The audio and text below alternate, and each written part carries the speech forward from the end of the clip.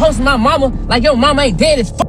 Go put some flowers on that bitch's grave, nigga. A single Instagram post, a busted photo, and a caption that lit the fuse on one of the most personal, most foul beefs hip-hop has seen in years. 50 Cent thought he was just trolling.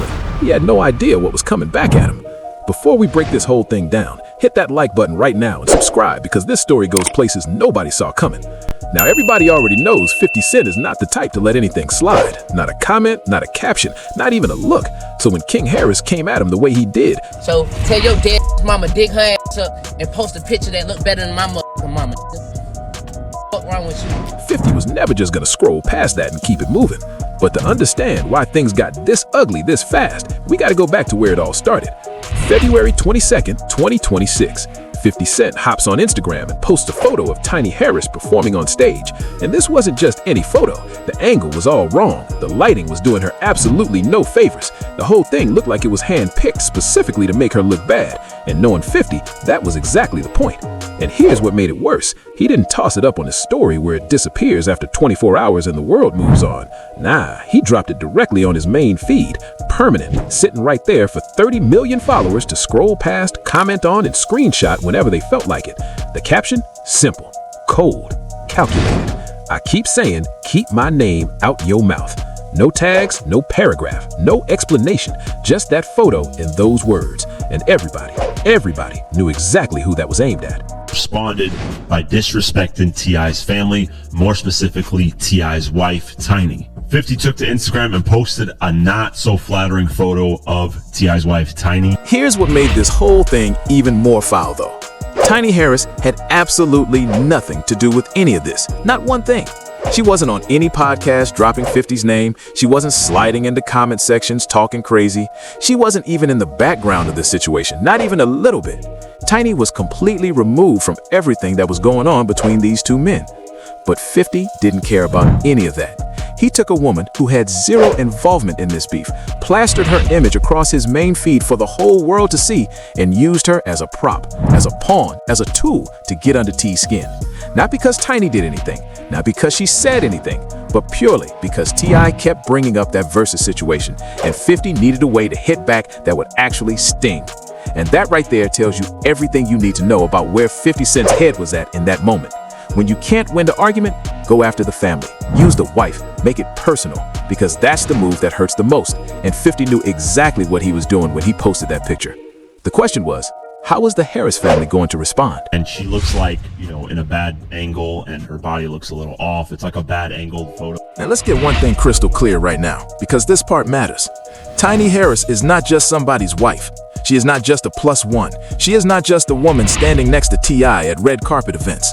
Tiny Harris is a legend in her own right, full stop. She is a founding member of Escape, a group that was absolutely running R&B in the 90s. We're talking about joints like Just Kicking It and Who Can I Run To, records that weren't just hits, they were moments. Songs that defined a whole era of black music and still hold up to this day. Tiny has been in this industry for over 30 years. She built her own bag. She built her own legacy. She's got her own television shows, her own business moves, her own place in the culture that has absolutely nothing to do with who she married. 30 years of work. And 50 Cent took all of that, every single year of it, and reduced it down to one bad angle on his Instagram feed just to be petty. Just to score a point in a beef that Tiny never even asked to be a part of. That wasn't just disrespectful. That was calculated disrespect. And the Harris family felt every bit of it. 50, he posts a picture of Tiny, and he says, I keep saying keep my name out your mouth, and puts up like a shrug emoji and says, okay. And then there was that shrug emoji at the end of the caption. That little shrug was louder than anything else on that post, because that emoji said, I don't even care enough to explain myself. Like putting another man's wife on blast to 30 million followers was just something he did between breakfast and a business call. Light work, effortless, just another Tuesday for Curtis Jackson. But that post, that shrug, that keep my name out your mouth energy, it lit a fuse, and that fuse burned fast. Because within hours, T.I.'s oldest son caught wind of it. And King Harris, 21 years old, did not respond with a meme, did not respond with a subliminal caption, did not take the slow road. He went straight for the jugular.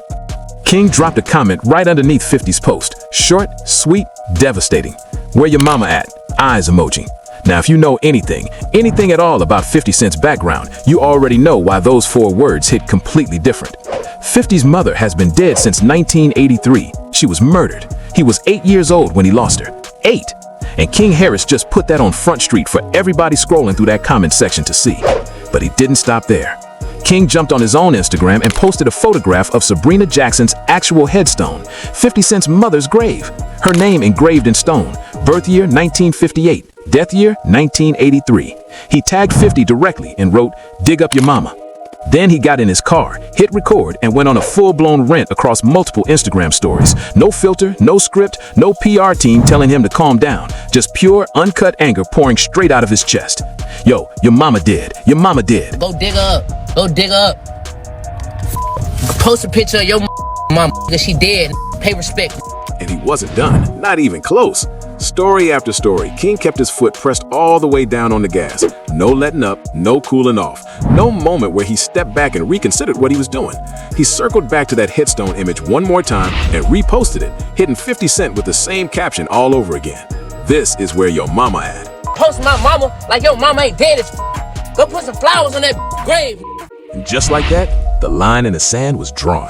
50 posted Tiny. King posted 50's dead mother's grave, and then told a man who lost his mama at 8 years old, 8, to go dig her up out the ground. This wasn't trolling anymore. This wasn't internet beef. This was something else entirely. Man, posting my mama, a legend, your mama, Jay. In one single night, this thing went from internet trolling to some of the most foul, most personal, most below-the-belt disrespect hip-hop has witnessed in a long time. And the wildest part of all of this? The entire reason any of it even jumped off traces back to a versus battle. A battle that was supposed to be about celebrating music. Nothing more, nothing less. That's it. That's what started all of this. So let's go back to the root. Because the entire foundation of this beef sits on top of a conversation that allegedly went down in Los Angeles between T.I. and 50 Cent. According to T.I., the two of them were both out in LA at the same time, grinding on television deals, film projects, moving in the same professional circles, when somebody floated the idea of a versus.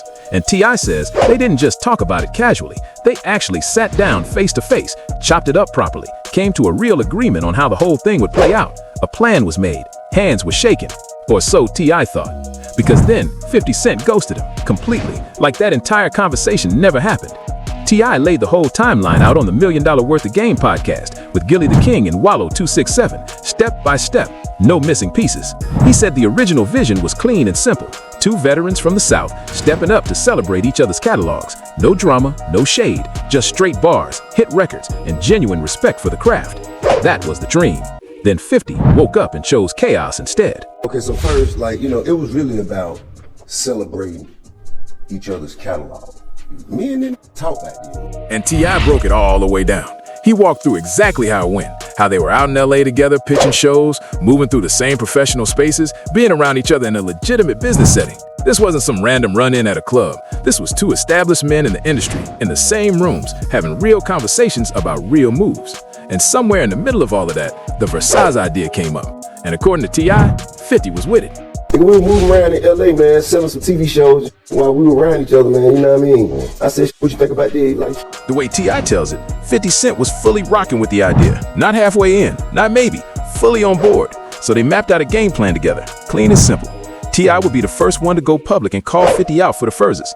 Then 50 would co-sign it publicly on his end, and they set the whole thing in motion from there. 2 moves, coordinated, calculated, easy, simple play, clean execution. At least that was the blueprint. I told him, I said, well, I'm gonna jump out there first, and then you just gonna jump out there and we'll line it up. And T.I. held up his end. No hesitation, no second guessing. He went out there and did exactly what they had discussed behind closed doors. He slid through Shannon Sharp's Nightcap podcast, one of the biggest platforms in the game right now, and put 50 Cent's name directly into the versus conversation, publicly, on the record, in front of everybody. He did his part.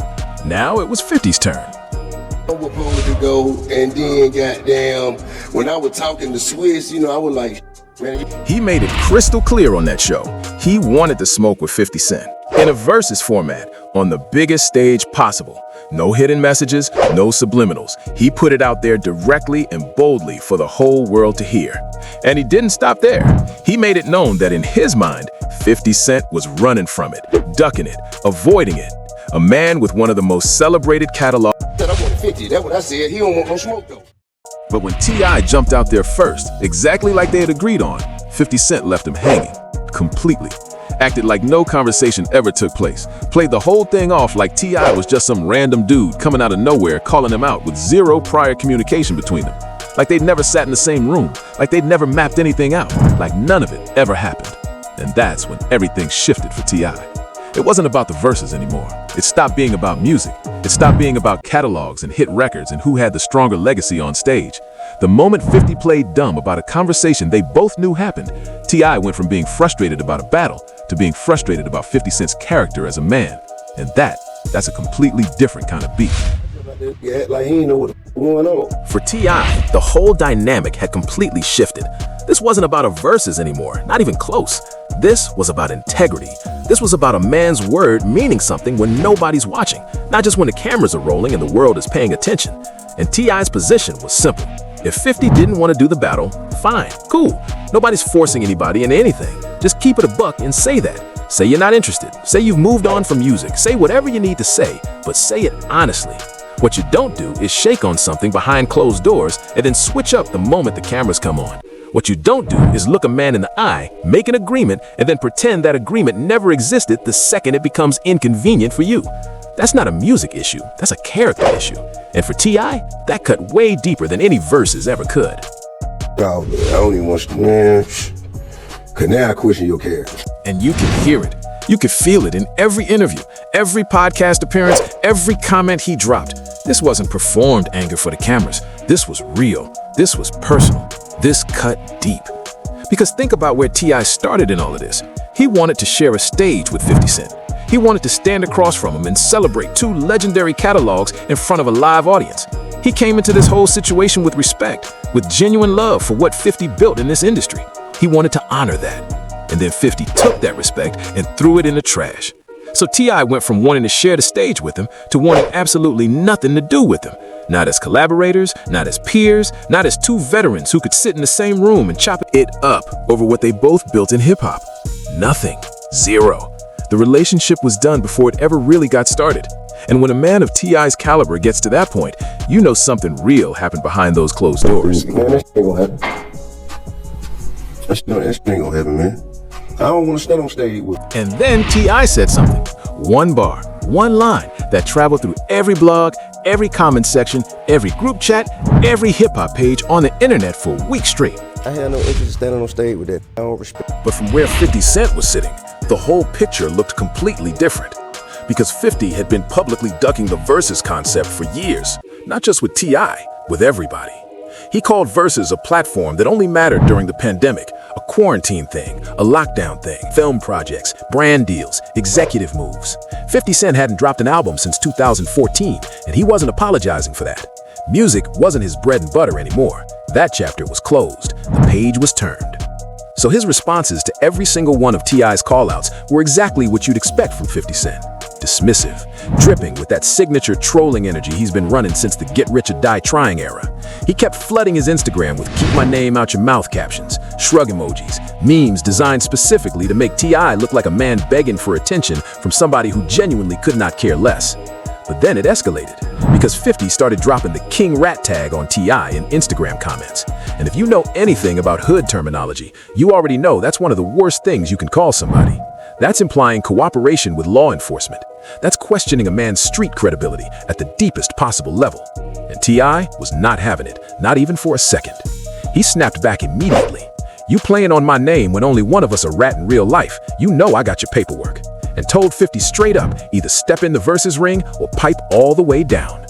By the time February 22nd pulled up, this beef had been bubbling for weeks. Podcast appearances, comment section warfare, back and forth subliminals. The verses that was supposed to honor two legendary catalogs had now birthed a feud ugly enough to drag in family members who had absolutely nothing to do with any of it. And that brings us to a name that needs to be understood before we go any further. Sabrina Jackson. Because to really grasp why King Harris's response hit the way it did, and why damn near everybody in hip-hop physically cringed when they saw it, you have to understand who Sabrina Jackson was and what happened to her. Because this is not a story about some celebrity's mother who passed away peacefully from natural causes, with flowers at the funeral and a beautiful obituary. This is about a woman who was murdered, and whose killer was never caught. Not then, not now, not ever. Sabrina Jackson was born around 1958 in South Jamaica, Queens, New York City. And when she was just 15 years old, 15, she brought Curtis Jackson into this world, the man the entire planet now knows as 50 Cent. From day one, she was doing it completely alone. No partner, no co-parent, no safety net. Just a teenage girl in one of the roughest, most unforgiving neighborhoods in New York City, trying to figure out how to keep her baby alive and fed every single day. My mother passed when I was like 8 years old. I went to live with my grandparents. And she had me when she was 15. To put food on the table and keep a roof overhead, Sabrina got into the drug game in the neighborhood. This was South Jamaica, Queens, smack in the middle of the early crack wave that was tearing through the city in the late 70s and early 80s. The options for a teenage single mother in that zip code were thin, and she chose the hustle because that's what the environment demanded. At that point, she started hustling to be able to provide for me at that point. 50 Cent has talked about his mother multiple times throughout his career, across interviews, across albums, across decades of being in the public eye, and every single account paints the exact same picture. She was tough as nails. No coddling, no soft approaches, no sitting down and talking through feelings. She ran that household the same way she ran the block, with absolute authority and zero tolerance for weakness. In 50's own words, she was both his mother and his father. She filled every role because she had no choice but to. He's told the story about how she used to stuff toys into socks to make weapons for him to take to schoolyard fights. That was her version of preparing her son for the world, making sure little Curtis could hold his own out there in those streets because she knew exactly what kind of environment he was growing up in, and she wasn't raising anybody's victim. He's also shared the story about a time when little Curtis was on the floor crying, and Sabrina looked at him and told him to get up and quit acting like a little girl. That was her love language. Hard, unfiltered, direct. That was the only toolkit she had for raising a boy in South Jamaica, Queens in the early 1980s. And it worked, because look at who that boy became. Then, in 1983, Sabrina Jackson was killed. She was somewhere around 24, maybe 25 years old, a whole life still ahead of her. And Curtis Jackson, the future 50 Cent, was exactly 8 years old when she was taken from him. 8 years old. And she got killed when I was like 8 years old. So when you say hustling, she was involved with what? She was selling drugs. Selling drugs? Yeah. The way she died is haunting, and the case has never been closed in over 4 decades. According to 50 Cent's own consistent retellings across interviews going all the way back to the mid-2000s, somebody slipped something into Sabrina's drink, knocked her out cold inside her own apartment, then deliberately turned on the gas. She died from the carbon monoxide mixed with the fire that followed. When police showed up and assessed the scene, they clocked it as a suspected homicide immediately. The combination of a drugged victim and intentionally manipulated gas lines pointed straight to foul play, no question about it. But nobody was ever arrested. Not one single suspect was ever named publicly. No motive was ever officially released. The case sits cold to this day, more than 42 years after it happened. No public police reports, no coroner's findings, no investigative updates that have ever seen the light of day. Every specific detail the public knows about how Sabrina Jackson died comes directly from 50 Cent's own words as a grown man looking back at what happened during his childhood. After Sabrina was gone, 8-year-old Curtis got taken in by his maternal grandparents. His grandmother, Beulah Jackson, and his grandfather raised him in a modest home in that same South Jamaica neighborhood, packed in with roughly 8 other family members under one roof. His biological father had already been gone before Sabrina even died. His grandparents were all he had left in this world. 50 has said in interviews that after he lost his mother, every single time life dealt him a bad hand, the same thought would hit him like clockwork. If my mother was here, it wouldn't be like this. Every single time. He carries that weight to this day. He got a tattoo on his right forearm that reads Sabrina, with Ghetto Angel inked right alongside it, a permanent piece of her on his body, dedicated to the woman who held him down for the first 8 years of his life before she was ripped away from him forever. Sabrina Jackson is buried in Rockvale Cemetery in Lynbrook, Nassau County, New York. That is the exact grave that King Harris found, photographed, and uploaded to Instagram for millions of people to gawk at. That is the headstone he threw on the internet and told 50 Cent to dig up. Now, to understand why King Harris went that far, you have to understand who King Harris actually is. His government name is Clifford King Harris Jr. He is 21 years old, born August 26, 2004 in Atlanta, Georgia. And this kid has never known a single day of life outside the public spotlight. Not one, because of who his parents are and the entertainment empire they built around their entire family.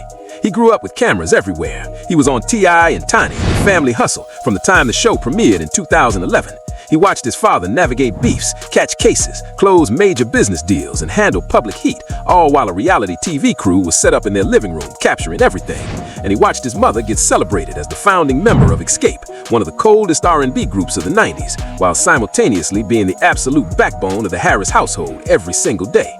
King has been chasing his own music career under the name Karian, putting out singles and freestyles that carry the DNA of the world he was raised in. But the public has always clocked him first and foremost as T.I.'s son, the firstborn boy in a family that moves as a unit, especially when it comes to having Tiny's back. King, let me ask you a question, man. Do you feel any type of pressure? They say pressure make diamond. And King has never pretended that weight doesn't exist. He's spoken openly about what it means to carry T.I.'s name everywhere he goes, the expectations people throw on him before he even opens his mouth, the constant comparisons to his father that follow him into every room, every studio session, every public appearance, the microscope that never turns off, that tracks every move he makes, every decision, every misstep, because of whose son he is. And here's what makes that even heavier. T.I. himself has reportedly looked at King and told him directly that he sees himself in his son. Not the polished, Grammy-winning, platinum-selling version of himself, not the business mogul, not the legend, the version of himself that made the most mistakes, the rawest, most unfiltered, most dangerous version of a young man still figuring out who he is and what lines he's willing to cross. That's a lot to put on a 21-year-old, and it explains a lot about what happened next. You know what I'm saying? I don't fold under pressure, I pile under pressure. That boy quick on his feet, ain't he? Yeah, I'm the more, as he was saying, I'm him when he made his most mistake. But despite all of that weight, despite the comparisons, the expectations, the microscope, King Harris ain't just somebody's kid anymore. That chapter is behind him. He's a father himself now. He's got a son of his own. And he's talked publicly about what that means to him, about trying to build independence and toughness in his child, the same qualities that T.I. and Tiny poured into him from day one growing up in the Harris household. He understands now from the other side what it means to raise somebody, what it means to be responsible for another human being who is watching your every move and learning from everything you do. Which makes what happened next even more complicated, because the same man who is out here talking about building strength and character in his son is the same man who went on Instagram and posted a dead woman's grave for the whole world to see. I be trying to let my son get his, build his, like, him able to keep his own attention span. So when 50 Cent dropped that busted photo of Tiny Harris on his main feed, King's mother, the woman he has called a legend multiple times in public, out loud, on record, the response was instant, and it was completely emotional. King didn't stop to think about strategy. He didn't call a PR team. He didn't sit down and weigh the pros and cons of going nuclear on social media. He didn't sleep on it. He didn't ask anybody for advice. He saw a grown man with 30 million followers putting his mama on blast specifically to embarrass her, and something deep inside him snapped, something that no amount of upbringing or public image management could hold back in that moment. And here's the thing, the reaction itself wasn't the problem. Any son would react. Any son worth anything would feel that fire in his chest when a grown man publicly disrespects their mother for sport. That part was completely human. That part was completely understandable. The problem was where the reaction went. Because instead of keeping it about 50 Cent's character, instead of clapping back about the Versa situation, instead of just going off in the comments with some raw, unfiltered heat that would have made his point just as loud, King went somewhere else entirely. He went to the darkest place, the most painful place, the most sacred place he could possibly find. He tracked down 50 Cent's dead mother's gravesite and threw it on the internet for the entire world to see. Playing like that, going like that. How y'all raised? I'm not raised like that. I don't go. And there is a real thick layer of irony sitting right on top of all of that. Because in the middle of his rant, King actually said the words, "I'm not raised like that." Let that sink in for a second. He said, "I'm not raised like that," in the same breath that he was telling a man to go dig up his deceased mother's remains out of the ground.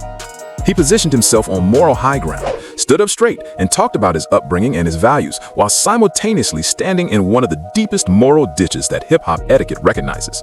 Because in this culture, there are lines. There are things you don't do regardless of how heated things get, regardless of who started it, regardless of how justified your anger is. Disrespecting somebody's dead parent is one of those lines. Full stop. And one YouTuber who covered the whole situation said exactly that. They acknowledged King's anger. They understood where it came from. They didn't dismiss it, but they predicted that regardless of how the internet was reacting, there was going to be some real parental accountability coming behind closed doors, away from the cameras, away from the comment sections, in private. Now, T.I.'s son then jumped in the mix. I ain't even mad at him for defending his mom. Now, do I think that this will go to some crazy level of some... No. He went on to say that T.I. and Tiny would most likely pull King to the side privately and get him together. Not on Instagram, not on a podcast, not in front of the cameras. Behind closed doors where family business gets handled the way it's supposed to be handled. Because regardless of how justified King's anger was, and everybody understood that anger, the grave post crossed a line. A line that even the Harris family themselves wouldn't typically stand behind. A line that T.I., a man who has been in more beefs than most people can count, has never crossed himself in all his years in this industry. You can be angry, you can be loud, you can go to war on social media, but there are some places you just don't go, and King went there. Tiny or T.I. is definitely going to check him on that because they not them type of people. Now let's be real. Hip-hop has a long and well-documented track record of family members getting pulled into beefs. This is not new. This is not unprecedented. This goes all the way back to the golden era. Tupac told the entire world he slept with Biggie's wife, Faith Evans, on Hit 'Em Up, one of the most vicious diss tracks ever recorded in the history of this genre. And he opened it by going straight at another man's marriage. Jay-Z got graphic about an alleged affair with Nas's baby mother, Carmen Bryant, on Super Ugly. And that move was so far over the line that Jay-Z's own mother, his own mother, called into Hot 97 and made her son apologize on live radio in front of everybody. That's how foul it was. When your mama is calling radio stations to check you publicly, you know you went too far. And Carmen Bryant herself has spoken about the fallout from that record, the damage it caused, the real human cost behind what felt like just another rap beef moment to the outside world. Because when you drag family into the middle of your battles, real people get hurt, real lives get affected, and the consequences don't disappear when the beef cools down. Well, first of all, when Super Ugly came out and we heard it, everybody was like, you corny. And Carmen talked about how Jay-Z regretted dropping that record almost as soon as it hit the airwaves, almost immediately. The ink wasn't even dry on the cultural moment, and he was already feeling the weight of what he had done. Because that's what happens when you let pure emotion drive the car. That knee-jerk reaction, that instinct to go after someone's family just to score points in a rap beef, just to hit as hard as possible in the moment. It boomeranged on him in ways that stuck, in ways that followed him for years afterwards, long after the beef with Nas was squashed, long after they had shaken hands and moved forward. That record stayed in the conversation as an example of a man who went too far and knew it. The moment lived longer than the beef did, and not in a good way. Jay-Z's never been in any of our vehicles. So, you know, that was just him just grasping at things and just trying to, you know, make an instant comeback. The parallels to King Harris are hard to miss. When emotions are running scorching hot and someone feels like their family has been violated, the instinct is always the same. Escalate. As fast as possible, as hard as possible. Hit back harder than you got hit and worry about the consequences later. But what comes after that escalation, the backlash, the regret, or both, almost always overshadows the initial anger that sparked it in the first place. The reaction ends up becoming the story, not the original disrespect that caused it. Jay-Z learned that lesson the hard way back in 2001. Whether King Harris absorbs it in 2026 is still an open question. But while the internet was still processing the gravesite photos and the heated video rants, T.I. decided it was time to make his own play. Within hours of his son's explosive outburst, late on the evening of February 22nd, rolling into the early hours of February 23rd, 2026, T.I. slid into the studio and cooked up a brand new diss track, and he positioned it as an official declaration of war. The beat came from DJ Toomp, the same legendary producer who laced some of T.I.'s most iconic records throughout his entire career. What You Know, Bring Him Out, a whole catalog of Southern trap classics that helped define a generation of hip-hop, all had Toomp's fingerprints on them. And this new joint carried that exact same menacing energy. Brooding synths stacked on top of thundering bass and crisp, militant trap percussion that hit with the sonic force of a man who was absolutely not playing around whatsoever. T.I. uploaded a preview of the track straight to his Instagram with the caption, "Y'all niggas want war? We on that. Got a right one this time." The duck emoji at the end was a deliberate callback to earlier comments where T.I. had labeled 50 Cent a duck, hood slang for somebody who ducks confrontation and hides behind excuses. And the hashtag made it clear, this time around, T.I. felt like he had found the perfect target to unleash everything he had been holding back. T.I. then decided to go on his Instagram page and promote a new track. And this track somewhat sounds like he's dissing 50. The snippet clocked in at roughly 30 to 60 seconds, but those seconds were enough.